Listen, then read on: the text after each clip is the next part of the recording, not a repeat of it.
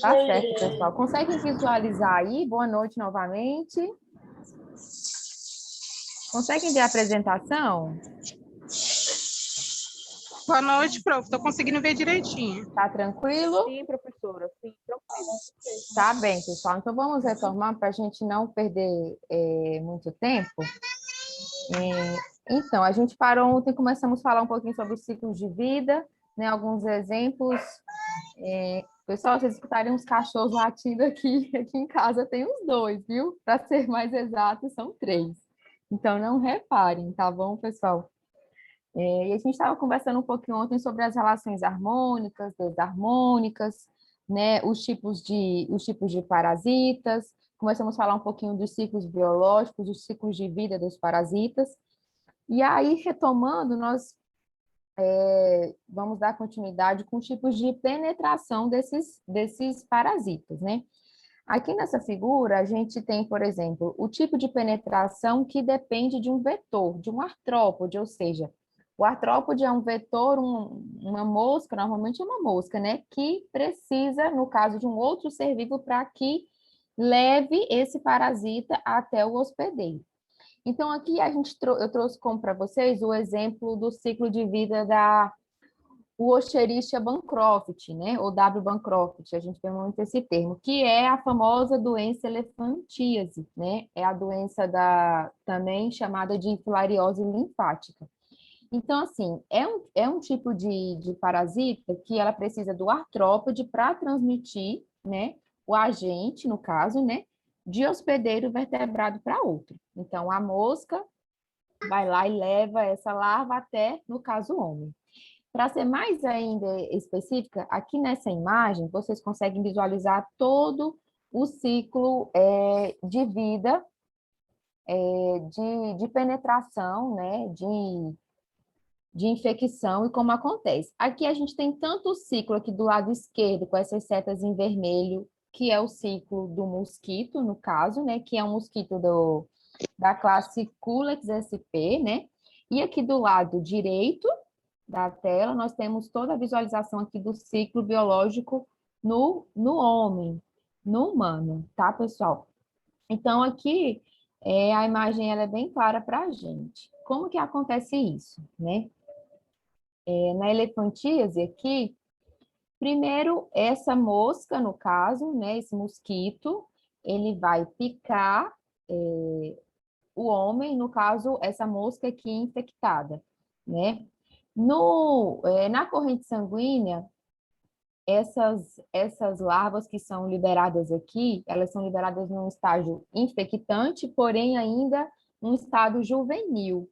E aqui dentro da corrente sanguínea, elas começam a se desenvolverem e chegar no seu processo de maturação, de desenvolvimento, onde há até a diferenciação dos gametas masculinos e femininos, e aqui elas fazem o seu processo de reprodução, de desenvolvimento, chegando à fase adulta, e aí elas começam a liberar, após esse processo de fecundação, o que eles chamam a gente chama de microfilárias, né? Que já são novas larvas que vão migrar, terminarem de se desenvolverem e, consequentemente, aqui sendo eliminadas, tá certo?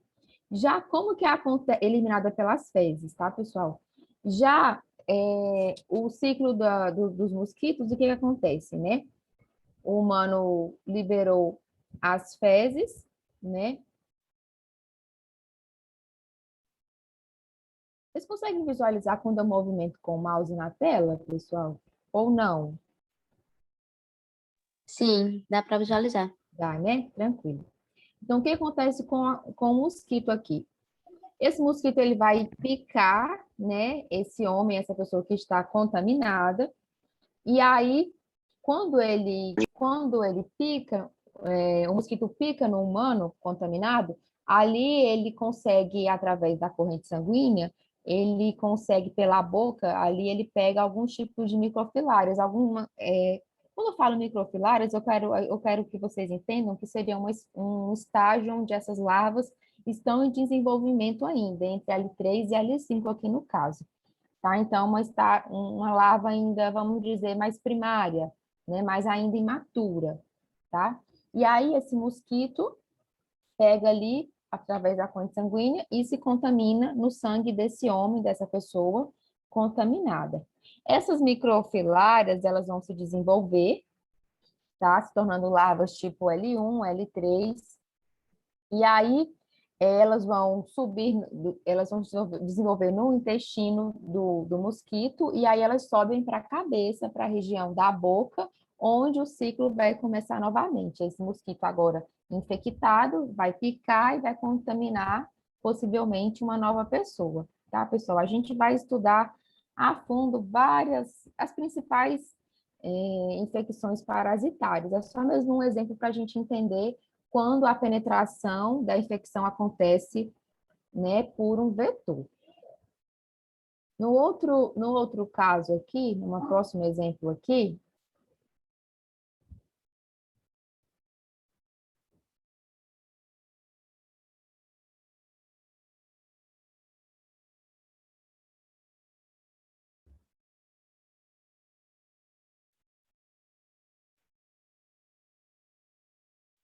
pessoal, estão me ouvindo bem?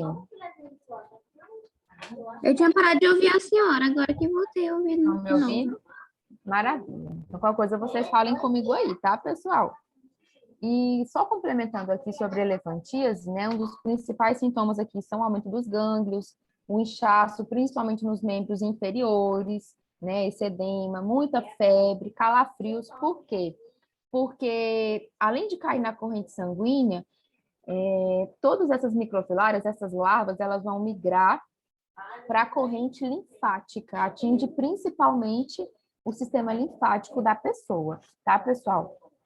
Já aqui na penetração do tipo oral, no caso, pela boca, eu trouxe aqui um exemplo da Ascaris lumbricoides, né, das famosas lombrigas, né? Então, primeiro aqui, ó, no número 1 aqui, a gente sabe, a gente já tem esse entendimento que as lombrigas, as Ascaris lumbricoides, elas se desenvolvem lá na luz do intestino, para ser mais específico, do intestino delgado, né, do homem, da pessoa. E aí, o que pode acontecer aqui? Vindo aqui para o número 2, ó, essas lombrigas, essas aspas lumbricoides, essas larvas, né, principalmente as fêmeas, elas podem produzir até cerca de 200.000 ovos por dia, tá, pessoal? É um número muito exorbitante. E esses ovos, eles são excretados pelas fezes do humano, né? Então, aqui há a excreção, né, através pelas fezes do humano, e aqui no meio ambiente, principalmente em regiões tropicais, de solo úmido, esses ovos, eles começam esse processo de desenvolvimento. Lembrando, gente, que quando o homem, através das fezes, elimina os ovos da Ascaris lumbricoide, esses ovos não necessariamente eles são infecciosos, tá? Realmente eles estão numa forma inativa, vamos dizer assim. E aí, ali no solo, depois de um período de incubação, ele começa a se desenvolver, tá? No ambiente úmido, é um ambiente mais propício para um melhor desenvolvimento, e ali em cerca de 10 a 14 dias, ou até algumas semanas, esses ovos, eles passam por um processo ali, né, de desenvolvimento. Tá, pessoal? Em um ambiente tropical, um ambiente quente, um solo úmido também e de preferência sombreado, tá? Então, esses ovos aqui, eles vão passar por esse processo de desenvolvimento aqui, né? Esses ovos infecciosos já desenvolvidos a partir de... Oi? Deixa eu tirar só uma dúvida com a senhora. Esse é o mesmo que... É porque eu não sei dizer, esses dias eu vi que tem um parasita que ele fica, no caso, no intestino delgado, e à noite ele desce para deixar seus óvulos no caso, por fora, externo. É o mesmo? À noite? Isso, diz que geralmente é à noite onde ocorre, que ele desce para deixar seu óvulo. Você fala, no caso, migra do intestino delgado para a Isso, região anal? isso. para deixar os óvulos e posteriormente voltar, né? Não, É ontem a esse o gente... mesmo? Não, assim, a questão de ser à noite, esse período à noite, eu particularmente desconheço. Ontem a gente comentou um pouquinho sobre a cisticercose, né? Então, assim, vários tipos, por exemplo, lá na tênia, na teníase, que a gente comentou bastante ontem, lá na solitária, é comum, né, que no ciclo de vida migre do intestino para o ânus, né? Só que, assim, a maioria eles, na verdade, assim, os ciclos são muito parecidos, a gente tem que ficar muito atento para não confundir. Eu só não desconheço essa informação de ser no período da noite, Sim, à noite, tá? né? Porque a eliminação, na maioria dos ciclos biológicos que a gente for falando durante esse dia, vocês vão perceber que acontece pela excreção, pelas fezes. Então, ela vai passar pelo intestino, né? Estômago, intestino, ânus e eliminação, excreção pelas fezes. Mas eu posso pesquisar para você sobre esse detalhe de à noite migrar para a região anal e te trazer na próxima aula ou responder no nosso grupo de WhatsApp. Eu desconheço essa especificidade noturna. Sim, sim. Não, Mas tá é um bem, pouquinho obrigada. parecido, tá bom? É um pouquinho parecido esses ciclos mesmos, tá? Nesse ciclo aqui também, né? No caso, Nesse ciclo aqui também, ó. No caso tá bem. aqui, o homem, ele vai excretar pelas fezes, vai eliminar pelas fezes, né, esses ovos, né? E no meio ambiente ali na terra, onde ele evacuou, principalmente se esse Sim, ambiente for num lugar quente, né? Em regiões tropicais, se esse solo for úmido, e de preferência sombreado, esses ovos vão se desenvolver ali um período de 14 dias ou até em semanas para estar em um estágio infeccioso, tá? sim, sim. Tá bem, E obrigada. aí, imagina, e aí essa penetração vai acontecer via oral, tá, pessoal? Via, né, no caso, pela boca. Esses ovos, no caso, vão ser deglutidos pela pessoa, por uma outra pessoa que entrou em contato ali, pegou, não higienizou as mãos, ou de repente o alimento caiu e pegou e colocou na boca e comeu, e aí ele está levando esses ovos infecciosos juntos, tá, pessoal? E aí, após essa ingestão, né, oral pela boca, após a deglutição, esses ovos vão parar lá no intestino, onde vão eclodir, se tornando ali larvas, tá? E aí vai continuar o processo dessas larvas, né, de maturação, de desenvolvimento. Então, as larvas que caíram lá no intestino, elas vão penetrar, elas vão migrar, tá, pessoal? Na parede do próprio intestino delgado aqui, como traz a figura, e aqui no ponto 6, ó, elas migram lá para os pulmões e lá para os alvéolos pulmonares, tá? Aqui, principalmente na região dos pulmões, é que elas chegam em torno de, ficam ali 10 a 14 dias no processo de maturação para que elas se desenvolvam ali e se tornem, chega a um período de adultos, né?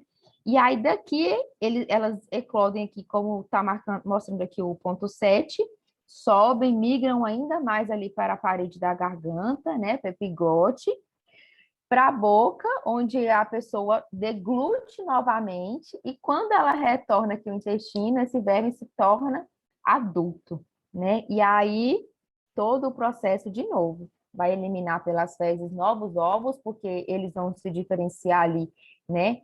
Já é o meio, né? Na luz do intestino, onde eles já vivem nesse meio, ali eles vão se reproduzir, né?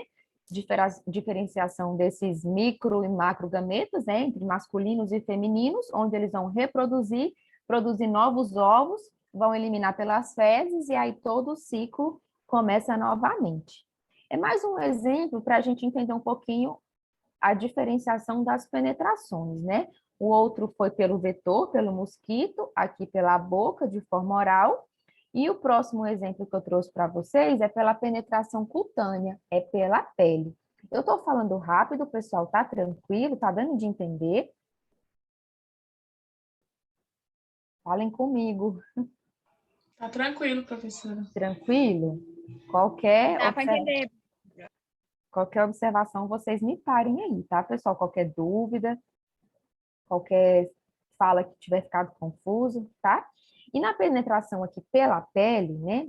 a penetração cutânea, eu trouxe o exemplo aqui para vocês do ancilostoma ou do necator, que na verdade são basicamente a mesma classe, tá? O que que a gente pode falar um pouquinho aqui mais detalhado aqui desse parasita? Antes da gente entrar de fato aqui nessa penetração pela pele, por que que aqui eu trouxe o desenho aqui, o símbolozinho do pé? Porque normalmente esse parasita, ele penetra na pele quando a pessoa está andando descalço em um solo contaminado, né? Está pisando aí na terra contaminada com essas larvas, no caso, num estágio que a gente chama de estágio infectante, no caso do ancilostoma, né? Que é o estágio filariforme, tá?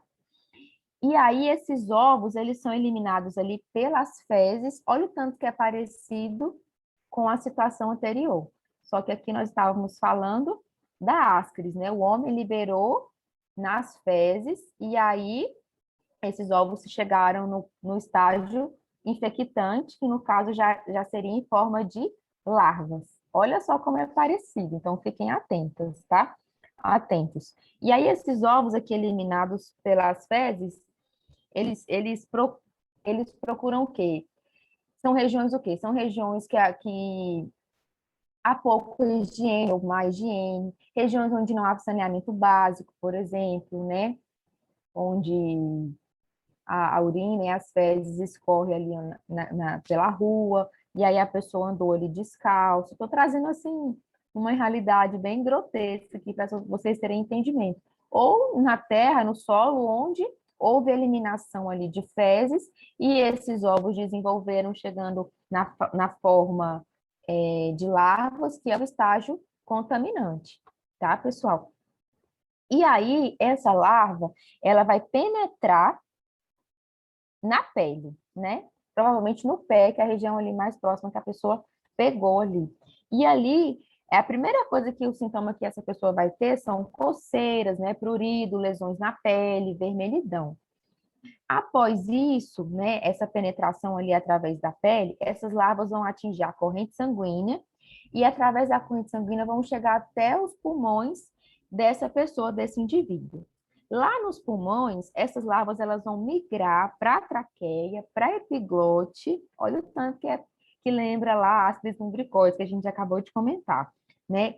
Quando chegar aqui na garganta novamente, elas vão ser deglutidas, tá? Chegando até o estômago e do estômago chegando até ao intestino. No intestino, essa larva vai amadurecer e vai acontecer ali a diferenciação dos gametas machos e fêmeas, né? E ali vão reproduzir e formar, então, novos ovos. Esses ovos vão ser eliminados pelas fezes. No solo úmido, o que vai acontecer, né?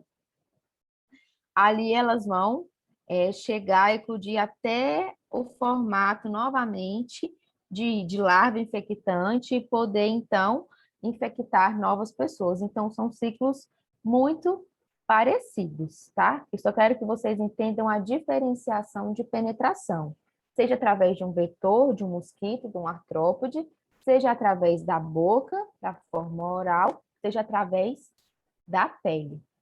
Tranquilo até aqui, pessoal?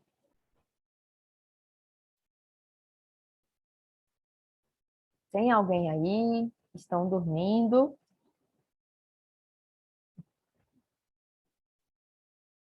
Oi, oi, oi, oi. Alguém fala comigo, por favor? Professora. Gente, bom que só eu que apareço aqui, né? Ninguém se mostra, né? Então tá Mas tá bom. aqui, professora. Estão aí, né? Então tá bom. Vocês falem comigo, por favor. Continuando, pessoal, na diferenciação e nessas nomenclaturas todas aí, para a gente poder, então, semana que vem, falar propriamente das doenças parasitárias, eu quero que vocês guardem alguns termos, mais alguns termos, né? Então, quando a gente falar em doença parasitária, que a gente vai tratar de várias aí, desde a leishmania, desde a malária, por exemplo, né? Da teníase, que a gente já citou, das caridíase, né? Que é causada lá pela Ascaris lumbricoides. Enfim, quando a gente falar propriamente disso, eu quero que vocês entendam do que a gente está tratando, né? Quando a gente fala de doença parasitária, eu quero que vocês Guardem aí que é uma doença animal ou humana. Lembra que a gente vai falar da leishmaniose, que atinge não só o homem, mas também atinge os cachorros, né? Então, é uma doença animal ou humana que se manifesta clinicamente, então vai ter sintomas aí clínicos, né, para a gente poder, até porque ajudar na diferenciação através da sintomatologia e também de exames laboratoriais, de exames de imagem, sendo resultante de uma infecção por um parasita. Então, doença parasitária é uma doença animal ou humana que veio através de um parasita, seja ele um protozoário, seja ele um euminto. Nós vamos entender cada tipo desses para a gente poder diferenciá-los. E a infecção, por sua vez, ela é a penetração, alojamento e a proliferação de um organismo, seja um patógeno, seja um agente etiológico, no interior de outro organismo. Lembra que a gente falou ontem? O hospedeiro e o parasita. Então, esse patógeno, esse agente, né, através de um protozoário, de um euminto, enfim, ou de um verme, vai migrar e vai se alojar num hospedeiro. O hospedeiro, ele apresenta algumas características próprias para poder interagir com os diferentes tipos de agentes que a gente vai conversar aí ao longo desses dias. Então, dentro dessa situação toda clínica, eu preciso que vocês entendam algumas diferenças que esse hospedeiro pode ter. Primeiro, a suscetibilidade, né, que é a ausência da resistência efetiva contra um determinado patógeno. Por exemplo, às vezes a gente fala assim, não, aquela região é uma região mais suscetível para X patologia, né? Então, ou seja, vou dar um exemplo mais específico.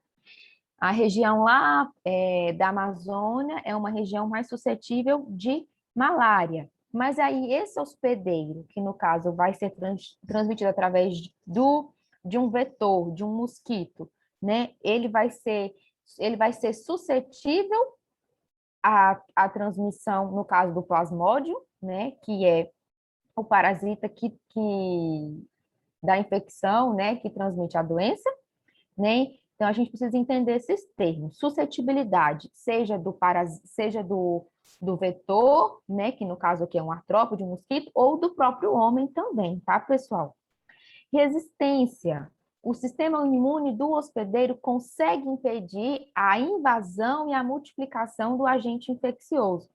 Ou seja, esse homem, esse hospedeiro, esse mosquito, ele é resistente? Ele tem um sistema imune forte a essa doença ou não, né? Além de proteger o organismo dos efeitos nocivos dos seus produtos tóxicos, né?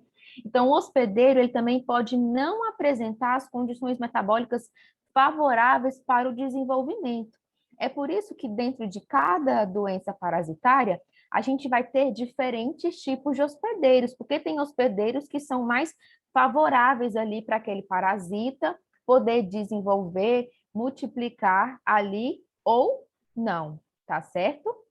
E a imunidade, né? Aqui é a resistência associada à presença de anticorpos específicos que têm efeito de inibir micro-organismos específicos ou as suas toxinas, né? Então, de onde é que vem essa imunidade, né? Esse hospedeiro é imune ou esse hospedeiro não é imune, né? Continuando aí aos termos que eu preciso que vocês gravem, entendam, para a gente poder diferenciar e tratar, porque a gente vai falar muito sobre isso.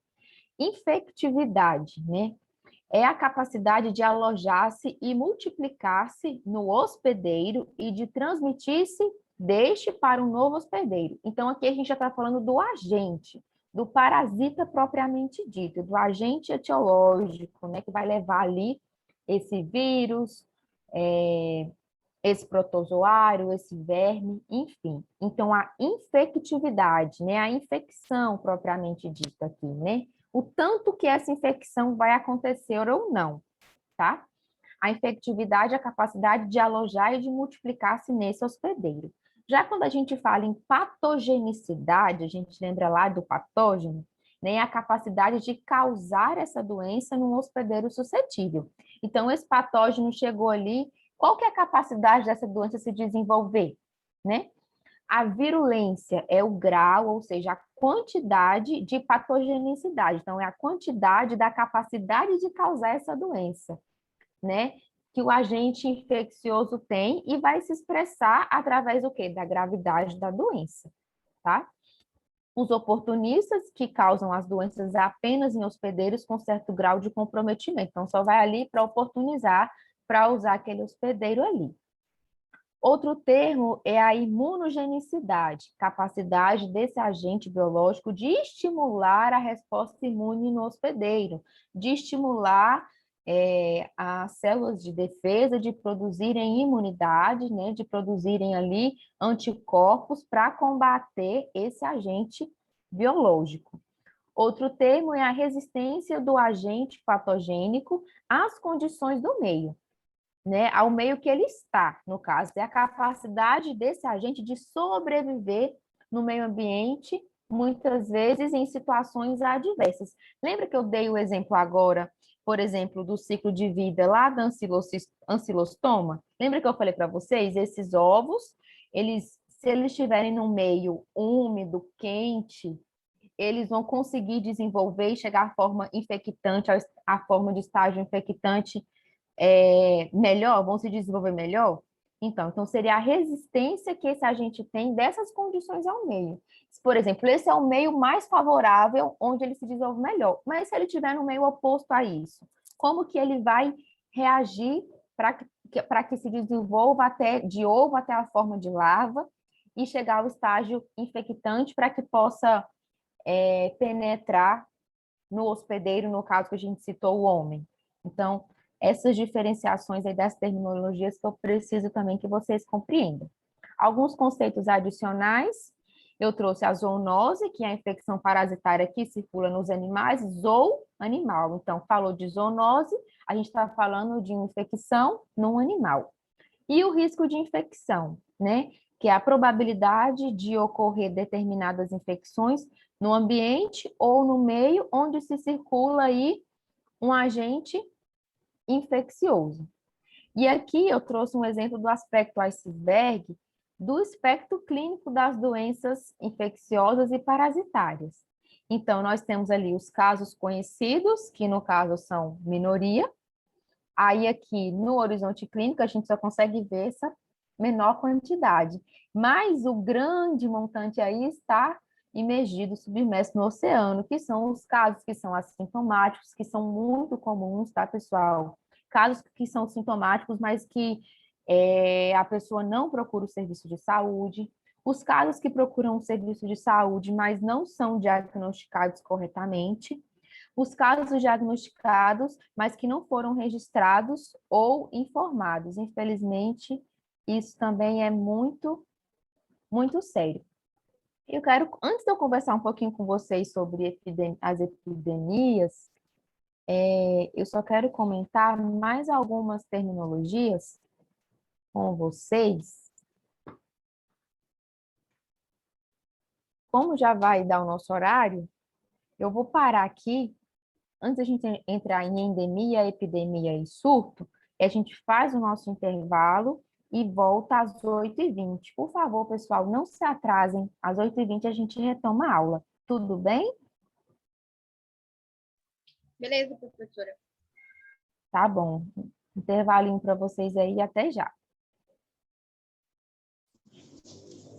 Pessoal, vocês lembraram de responder lá o fórum que eu deixei lá na plataforma de vocês? Não esqueçam de responder quem não respondeu ainda, tá? Tá bom. Antes da gente comentar aqui sobre a diferença de endemia, epidemia, surto, até coloquei isso lá no fórum, né, para a gente conversar sobre algumas coisas que já aconteceu ao longo da história, eu gostaria de deixar mais algumas definições aqui para vocês. Como essa aula vai ficar gravada, inclusive eu não consegui subir ontem a aula ainda, mas eu vou ter que levar meu notebook lá na iTop para fazer uma questão de sistema deles, eu até peço desculpas a vocês, mas eu vou enviar o material tanto na plataforma quanto lá no nosso grupo, para quem quiser no fim de semana aí estudando também. E vou deixar aqui mais alguns conceitos para vocês, além de todos esses, né? Quando a gente fala, por exemplo, aqui, a gente citou muito a questão do agente, né, do agente etiológico, né? O que é o agente etiológico? Então, quem quiser pegar papel e caneta para anotar, essa é a hora. Quem não quiser, depois aí assiste novamente a aula, né?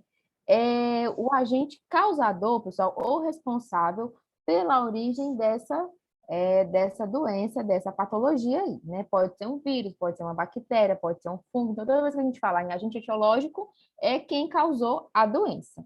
Fungo, protozoário, eu minto, vírus, bactéria, tá bom?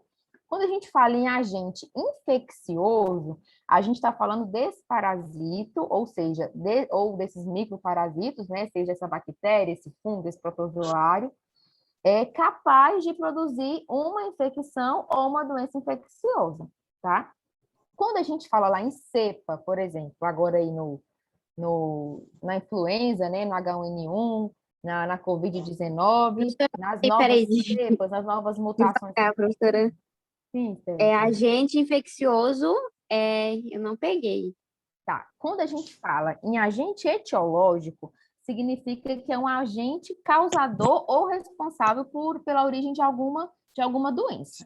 Quando a gente fala em agente infeccioso, a gente está falando desse parasita, né, que produz uma infecção ou uma doença infecciosa. Ah, tá, entendi. Tá bom? Quando a gente fala lá em cepa, ultimamente, a gente ouviu muito falar em cepa, descobriram duas novas cepas aí da Covid-19, né? A pessoa pode reinfectar, né? Tantos novos estudos aí, mais de 500 novos artigos aí em menos de um ano, só no Brasil, sobre isso. Então, quando a gente fala em cepa, a gente tem que pensar o quê? Que é um grupo ou uma linhagem desse agente infeccioso aí, né? O que é o agente infeccioso? É aquele parasita que produz uma infecção ou uma doença infecciosa, tá? Então, é um grupo ou uma linhagem de um agente infeccioso, né? Que tem uma ascendência conhecida, ou seja, tem já um vírus aí, vamos falar aí novamente aí da Covid, né? Já tem aí uma cepa conhecida, né? Mas é compreendida aí dentro de uma espécie, né, que se caracteriza por alguma propriedade biológica ou fisiológica. Então, assim, no caso, quando eu falei das duas novas cepas, significa que já tinha aí uma doença conhecida anteriormente e agora teve uma mutação, e aí tem, no caso ali, uma nova linhagem, um grupo, uma linhagem diferente daquela anteriormente conhecida. Deu para entender, pessoal? Ou ficou confuso essa parte?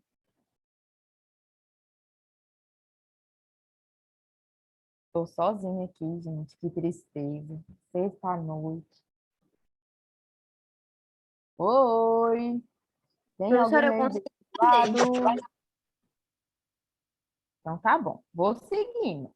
Quando a gente fala em contaminação, pessoal, o que eu quero que vocês entendam, assim, venham na mente? Contaminação significa que tem ali a presença de um agente infeccioso na superfície do corpo, da roupa, do brinquedo, do objeto, ou até mesmo pode ser já na pessoa, né? Aquela pessoa está contaminada, né? Ou então ali aquele ambiente tem a presença desse agente infeccioso. Então, aquele ambiente, aquele espaço está contaminado, ali houve uma contaminação.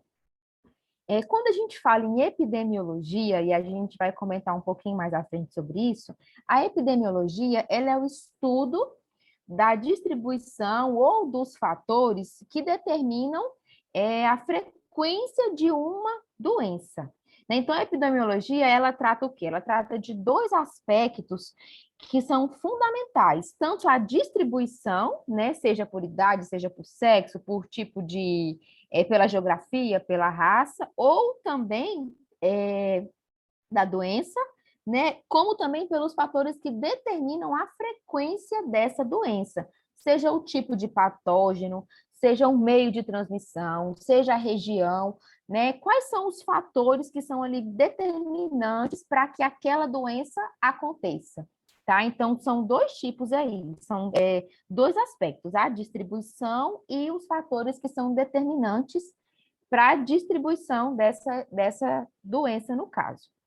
Outro ponto que eu quero que vocês gravem, que a gente já comentou um pouquinho, já falei várias vezes sobre estágio, né? Pessoal, o estágio é a forma de transição de um artrópode, por exemplo, né, estou dando um exemplo aqui de um mosquito, de um vetor, ou de um euminto, né, de um verme, de uma larva, para completar o ciclo biológico. Então, o estágio significa que no caso ali, por exemplo, quando a gente fala em ovo, ou, por exemplo, eu falei a larva L1, L3, L5, a larva, ela tem um estágio mais imaturo, e sempre que eu repeti algumas vezes, essa larva ele se desenvolve para um estágio infectante. Lembra que eu falei isso algumas vezes já na aula com vocês?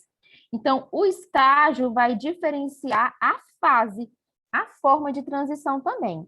Por exemplo, pode ser um estágio de ovo, pode estar em forma de larva, pode estar em forma de pupa, né? Pode ser que essa larva passe por 2 ou 3 estágios diferentes, tá, pessoal? Imaturo, maturo, fase adulta, fase latente, fase infectante. Então, são as diferentes formas de transição que esse parasito pode estar. Quando a gente fala em fase aguda ou fase crônica, também eu preciso que vocês entendam essas diferenças. Quando a gente fala de fase aguda de uma doença, por exemplo, é o período ali onde a infecção, os sintomas clínicos da infecção estão mais presentes, estão mais marcantes.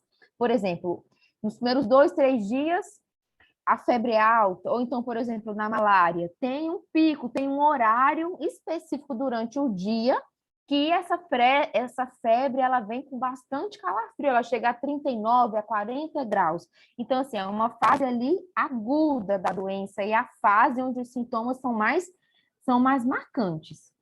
Quando a gente fala em fase crônica, já é a fase que se segue após a fase aguda. Então, se caracteriza pela diminuição dos sintomas, né, da sintomatologia clínica, e também existe um equilíbrio relativo entre o hospedeiro e o agente infeccioso, no caso, o parasita que desenvolve a infecção, a doença infecciosa.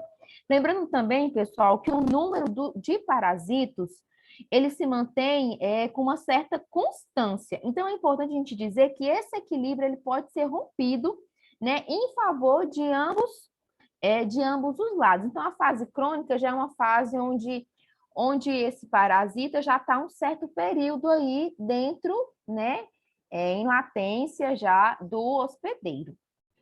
Fômite, pessoal, é a fase que a gente fala, né, é representado pelos utensílios que podem veicular, que podem transitar o parasito entre os hospedeiros.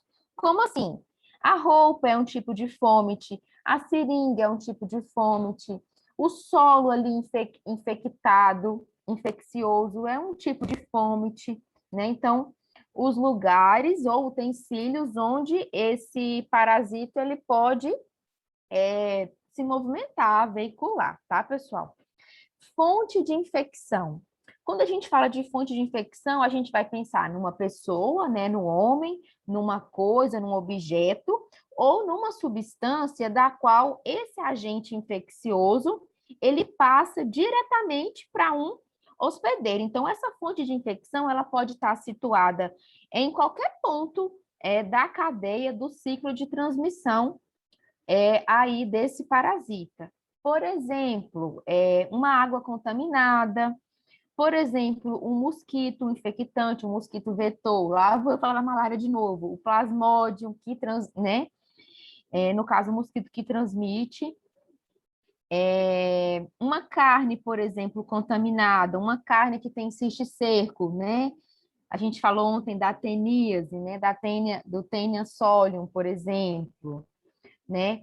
Outra nomenclatura, habitat. A gente ouve muito falar em habitat, né? O habitat é todo o ecossistema, né? Seja um local ou seja um órgão determinado onde essa espécie ou essa população aí vive. Por exemplo, lembra que quando eu citei os tipos de contaminação, eu citei Ascaris lumbricoides, quando eu falei que é por contaminação oral? Lembram, pessoal, que eu citei ela? Lembram que eu falei, por exemplo, que ela tem um habitat natural dela, é a luz do próprio intestino delgado? Ou seja, eu estou falando que dentro da gente tem Ascaris lumbricoides, tem lombrigas que vivem no nosso intestino. Então, ali é o habitat dela. A Aspis lumbricoides, ela habita no intestino. O hospedeiro eu já citei bastante, mas eu vou reforçar mais uma vez, que é o organismo que alberga, né, que o parasita ali usa para se desenvolver, né? Lembrando que o hospedeiro, pessoal, ele pode ser de várias maneiras. Ele pode ser um hospedeiro definitivo, ele pode ser um hospedeiro intermediário, e ele também pode ser um hospedeiro que a gente chama de paratênico, ou seja, um hospedeiro de transporte também para esse parasita. Vamos lembrar as diferenciações novamente. Quando a gente fala de hospedeiro definitivo, a gente está falando ali que é o que apresenta o parasita em sua fase já de maturidade ou já na sua fase de reprodução, né? O hospedeiro intermediário já é aquele que apresenta o parasita na fase larvária ou assexuada. Ele só está servindo ali por um período e depois ele vai chegar no hospedeiro definitivo. Lá vou eu falar da malária de novo. O mosquito é o hospedeiro intermediário. O hospedeiro definitivo é o homem, tá, pessoal? Hospedeiro de transporte, né, ou hospedeiro paratênico, é aquele hospedeiro intermediário no qual o parasito, ele não sofre, atenção isso, ele não sofre desenvolvimento nesse período, ele permanece ali encistado, em forma de ovo, em forma de cisto, até que o hospedeiro definitivo possa ingerir, até que ele chegue no hospedeiro onde ele vai propriamente desenvolver, chegar à forma adulta e ali se reproduzir, tá, pessoal? Outra nomenclatura que eu quero que vocês gravem, incidência, né? Quando a gente falar mais de epidemiologia, a gente vai falar muito sobre incidência.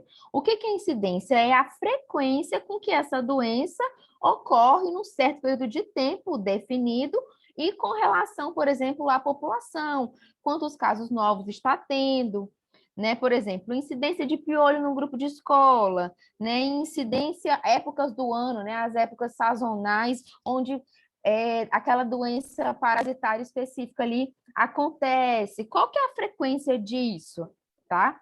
Quando a gente fala de infecção, a gente fala do agente infeccioso, e o que é a infecção propriamente dito? Quando a gente fala de infecção, a gente precisa pensar aí, né, na penetração e no desenvolvimento, multiplicação desse agente infeccioso dentro de um organismo, que pode ser um homem, que pode ser humano, ou que pode ser um animal, tá? E esse agente infeccioso, como a gente já falou, pode ser um vírus, uma bactéria, um protozoário, um eumínio. Essa infecção, pessoal, ela também pode ser o que a gente fala de inaparente. O que é isso, Andressa? É onde há a presença da infecção no hospedeiro, só que não aparece sinal ou sintoma clínico. O que a gente falou aqui no iceberg, né? Muitas pessoas são assintomáticas, então está infectado, tem um processo de infecção desenvolvendo, porém, essa infecção ela é inaparente. Essa pessoa se encontra assintomática. Também tem o que a gente fala, pessoal, chama de infestação. O que é a infestação? É o alojamento, o desenvolvimento e a reprodução dos artrópodes, por exemplo, eu vou citar aqui os artrópodes, na superfície do corpo ou das vestes, né? A gente pode, por exemplo, dizer também de uma área, de um local que está infestado desses mosquitos, dessas moscas, e ali vão desenvolver esses ovos e essas larvas. Outra diferença importante que eu quero que vocês gravem: letalidade, morbidade e mortalidade. Na epidemiologia, esses 3 nomes eles são muito importantes, tá, pessoal? Quando a gente fala de letalidade, a gente está falando do número de óbitos com relação àquela determinada doença e com relação àquela população, tá? Por exemplo, 100% das pessoas não vacinadas, quando foram atingidas por um vírus, morreram, por exemplo. Então, a letalidade aí, ela é o quê? Ela é muito alta, né? Quando a gente fala em morbidade ela é expressada pelo número de pessoas doentes com relação ao número daquela população ali toda. Então, letalidade é a expressão em números do quanto de óbitos aconteceu em determinada doença em relação àquela população. Morbidade é o número de pessoas doentes com relação àquela população. Já mortalidade determina o número geral de óbitos em determinado período de tempo e com relação àquela população ali, tá, pessoal? O parasitismo, a gente já falou bastante sobre ele, daqui um pouquinho eu vou reforçar mais um pouco, e os tipos dele. Muitos termos novos para vocês, pessoal? Tranquilo até aqui? Oi, oi, oi, oi, oi, oi. Tranquilo, Todo mundo... professora. Ai, alguém falou comigo? Obrigada, Stephanie. E aí, pessoal, uma coisa que a gente também vai falar demais, além da patogenia, né, que é esse mecanismo com que um agente infeccioso provoca essas lesões no hospedeiro, a gente, acho que eu já até falei um pouquinho sobre o período de incubação, por exemplo, a gente precisa diferenciar o período de incubação, o período pré-patente, tá? Quem que é esse portador, não sabe quem que é esse hospedeiro. Então, vamos lá. Quando a gente fala de período de incubação, eu quero que vocês pensem no período ali que decorre entre a infecção e o aparecimento das primeiras formas detectáveis aí desse agente infeccioso. Quando a gente fala em portador, a gente está falando desse hospedeiro infectado que alberga ali, né, que infecta, né, através desse agente infeccioso, desse parasito, sem manifestar sintomas, mas ali ele é capaz de transmitir a outra pessoa. Então, ele é um portador, ele transmite a doença, né? Quando a gente fala em sinantropia, ontem eu falei sobre sinantropia, só para reforçar com vocês. A gente está falando da habilidade de certos animais silvestres, por exemplo, mamíferos, aves, de frequentar habitações humanas, estar num meio ambiente que é mais propenso do humano, e ali acontecer alterações no meio ambiente natural, no caso desse animal, né? De forma que ele se adapte ao animal que passou a ser capaz de conviver ali. No caso, por exemplo, com o homem, tá? A mosca, o rato, os morcegos, por exemplo, que passam a habitar nas casas, né? Então, ele saiu do meio ambiente dele de original e se adaptou a um outro meio ambiente, no caso aí, um ambiente humano.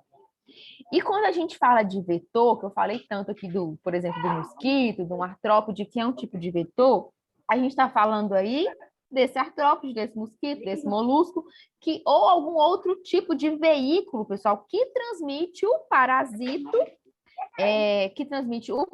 entre os dois hospedeiros aí. Então, ele é o vetor, é o veículo, tá? Que pode ser, como eu citei aí, o mosquito.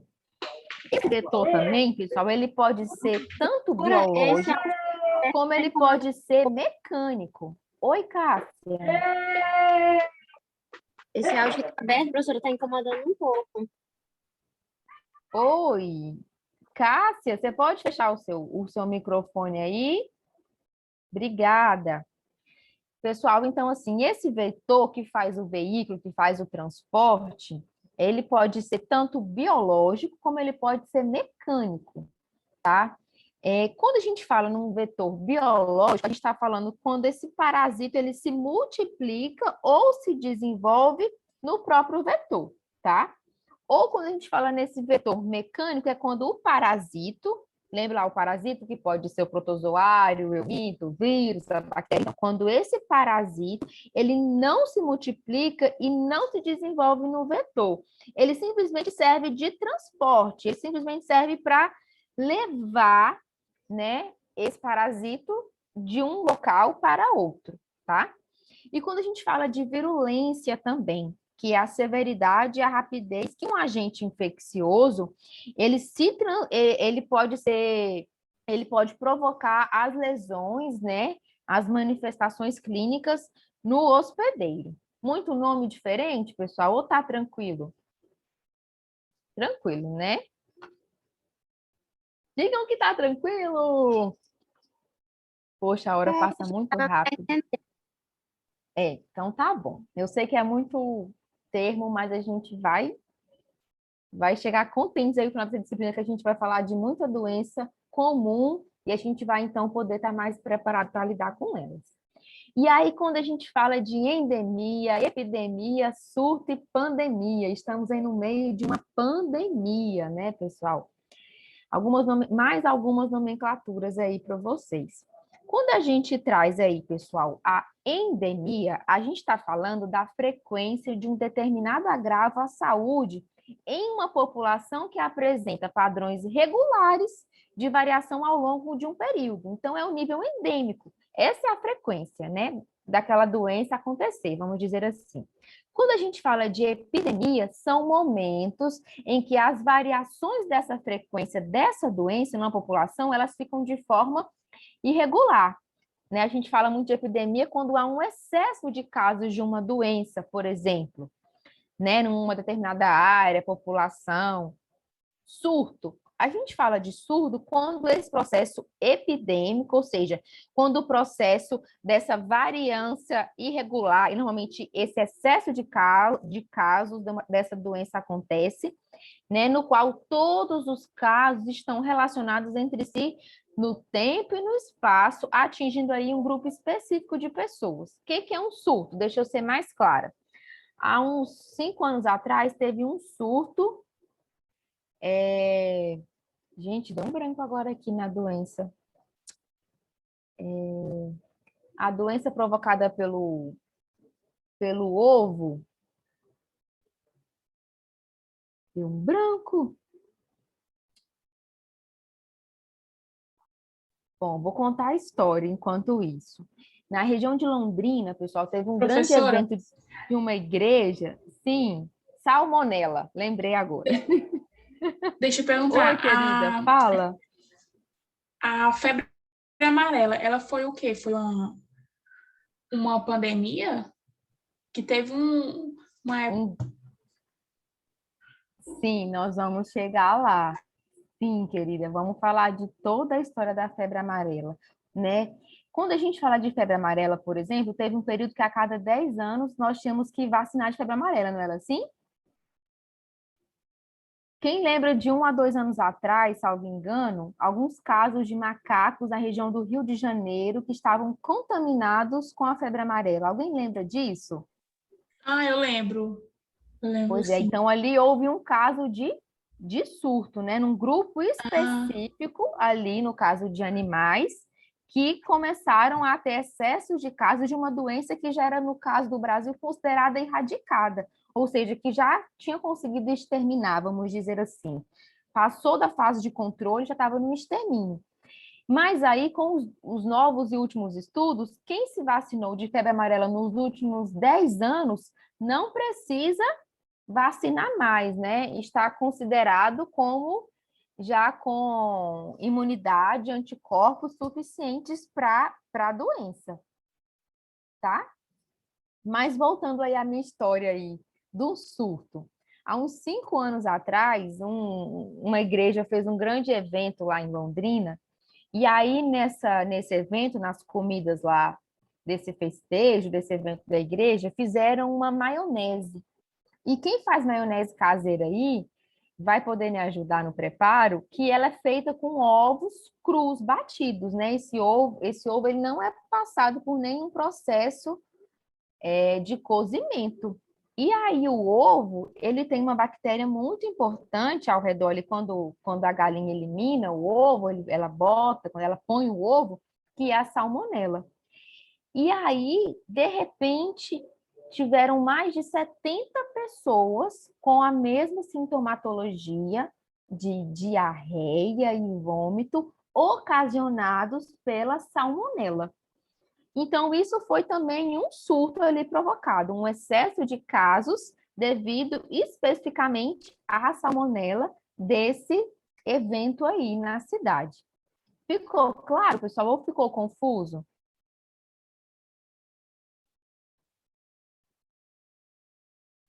Calaram, então eu vou continuar.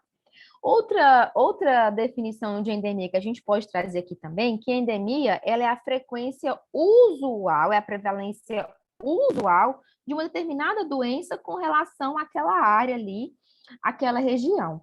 Também, pessoal, a gente pode considerar como endêmico uma doença cuja incidência dela ela permanece constante por vários anos, dando ali uma ideia de equilíbrio entre a doença e a população, né? Ou seja, é um número esperado de casos daquele evento, né? A gente está aí tentando sair de uma pandemia, né? Então, quando a gente equilibrar através da vacina, a gente vai passar por essa fase de endemia e espero que há alguns anos aí a gente se livre dessa máscara e chegue de fato esse controle da Covid-19. Outro exemplo aqui, uma mortalidade que teve muito grande, né, por poliomielite na região, no município de São Paulo, desculpa.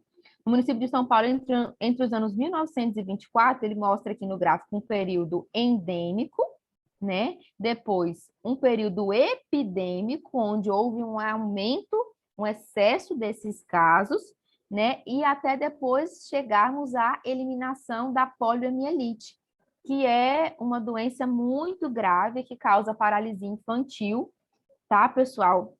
A gente sabe que a poliomielite ela é uma doença contagiosa e, assim, por muitos anos, é causada por um vírus, que é o poliovírus, por muitos anos, né, o Ministério lutou, foi uma briga aí do SUS, salve o SUS, né, para poder controlar a poliomielite. Então, ela é um vírus, né, causado que vive no intestino, né, chamado poliovírus, e ele pode infectar as crianças e adultos também, por meio do contato direto com fezes ou com secreções eliminadas pela boca das pessoas infectadas e provoca ou não a paralisia. Então, nos casos mais graves, a paralisia da musculatura, dos membros, e os membros inferiores costumam ser os mais atingidos. A transmissão é por contato pessoa a pessoa, tá, pessoal? Via fecal oral, então fezes, boca, que é mais frequente. Mas também pode acontecer através de objetos, de alimentos, água contaminada, tá, pessoal? Também por meio de pessoas, fezes doentes, dessas pessoas portadoras aí, e também por meio de gotículas de secreções da orofaringe, ao falar, tossir, ao espirrar também. A falta de saneamento básico também pode atingir. Os sintomas mais frequentes da poliomielite são febre, mal-estar, dor de cabeça, dor de garganta, dor no corpo, vômito, diarreia. Enfim, o tratamento não existe um tratamento específico, tá, pessoal, para as pessoas infectadas aí. E as sequelas, como eu já falei, são gravíssimas, sequelas motoras, podendo chegar até a paralisia, problemas e dores nas articulações, e a prevenção é a vacinação, que todas as crianças menores de 5 anos de idade devem ser vacinadas, e são 3 doses, tá, pessoal? Aquela gotinha lá com 2, 4 e 6 meses da vacina da bivalente lá da gotinha. Então, assim, por muitos anos, isso foi uma luta muito grande no nosso país. Eu vou pegar aqui meu carregador, senão meu computador vai descarregar e nós vamos parar aqui no meio da aula. E aí, dando continuidade, eu quero conversar um pouquinho rapidamente. A gente já está finalizando, tá, pessoal? Sobre a pandemia propriamente dito e esse conceito aí. Quando a gente fala de pandemia, eu trouxe aqui para vocês a definição de pandemia como uma disseminação por amplas áreas geográficas atingindo elevada proporção da população, tá? Então, como que isso pode... Só um momentinho, pessoal, deixa eu só ligar aqui essa tomada, que hoje eu esqueci dela.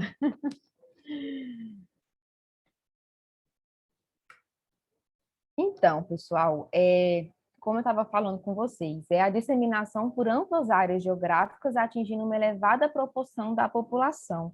Estamos aí, infelizmente, passando por isso agora, né? Mas antes de entrar na Covid, eu quero fazer uma atividade com vocês aí amanhã vou deixar amanhã na nossa aula de sábado, nossa atividade de sábado, sobre a gripe espanhola e a Covid. E aí, para a gente conversar um pouquinho melhor sobre esse tipo de pandemia, eu trouxe como exemplo aqui hoje a pandemia da gripe que aconteceu em 1918, que foi a maior da história, né, ocasionou aí a morte de 25 milhões de pessoas de todo o mundo. Na verdade, pessoal, esse número ele não é um número exato. Existem estudiosos, pesquisadores, vários estudos que há uma discrepância aí entre 20 e 40 milhões de mortes. Então, assim, foi uma coisa, infelizmente, absurda e muito trágica. Então, no meio de uma guerra, né, tropas inteiras começaram ali a ficar muito gripadas, com muita dor de cabeça, muita febre, muita falta de ar, tá, pessoal? E aí, esses sintomas começaram a levar à morte desses homens em pouquíssimas horas ou dias, né? Por quê? Porque a incapacidade de respirar era muito grande e aí os pulmões ali ficavam cheios de líquido, pulmão cheio de líquido, a famosa pneumonia. Mas em toda a história nunca se viu uma pneumonia tão severa, tão trágica e tão agressiva, vamos dizer assim. E a gripe espanhola, a gripe de 1918, ela teve duas ondas, né? Na Covid, agora a gente trazer uma correlação aí, teve uma primeira onda no passado, teve uma segunda onda, novas variantes, né? Novas cepas aí, lembra lá do conceito de cepas? Pois é, a gente vai precisar dele aqui. Então, aqui, voltando para a gripe, só para a gente finalizar com esse exemplo aí para vocês, a primeira grande onda foi em torno de fevereiro de 1918. Essa primeira onda, pessoal, ela foi altamente contagiosa. Porém, as pessoas sentiam ali uma febre altíssima entre 3 dias, né? Mas aí, depois, essa febre passava. E ela acometeu principalmente os Estados Unidos e toda a Europa, né? Já por volta de agosto de 1918, essa gripe ela veio aí numa onda mais forte, ocasionando muito mais morte, sendo muito mais letal e alcançando aí a Índia, o Sudeste Asiático, a China, o Japão, a América Central, a América do Sul. E nos estudos a gente vê que por volta de setembro de 1918, essa gripe chegou então ao Brasil através de um navio Demerara que vinha aí de Lisboa, que vinha de Portugal. E poucas semanas depois, desculpa, né, já em outubro, novembro, dezembro, já tinha casos, né, no Rio de Janeiro, que então era a capital do Brasil, e aí esses marinheiros do Rio de Janeiro foram para Recife continuar aí essa expedição e levaram aí essa gripe para lá também. Os estudos mostram que entre outubro e dezembro do ano de 1918 ainda, para vocês terem ideia, cerca de 65% da população mundial adoeceu. Gente, é gente demais, né? No Rio de Janeiro, que era então aí a capital do Brasil, tivemos mais de 14 mil mortes, e em São Paulo mais de 2 mil mortes. E como eu já citei anteriormente, existe aí uma divergência entre 20 e 40 milhões de mortes entre os anos de 1918 e 1919 por essa gripe. E aí também existem outras divergências de onde ela surgiu, de onde surgiu aí esse vírus, né? Ninguém sabe de onde ele surgiu. Há uma grande possibilidade de ter uma variável, de variantes dessa cepa, e ele ter chegado a esse nível tão contagioso aí. E aí, aqui mais um exemplo aí, uma foto aí da Organização Mundial de Saúde, de populações que não dispõem de água potável aí e correm um alto risco de infecções por falta de saneamento básico, tá, pessoal? Infelizmente. Alguma colocação até aqui, gente? Tranquilo? Vocês estão aí ainda? Estão dormindo? Tá tranquilo, professora. Tranquilo? Está Dando para chegando acompanhar. às 9 horas aqui. Difícil. Estão conseguindo entender a minha didática? Está muito ruim desse jeito? Alguma observação até aqui?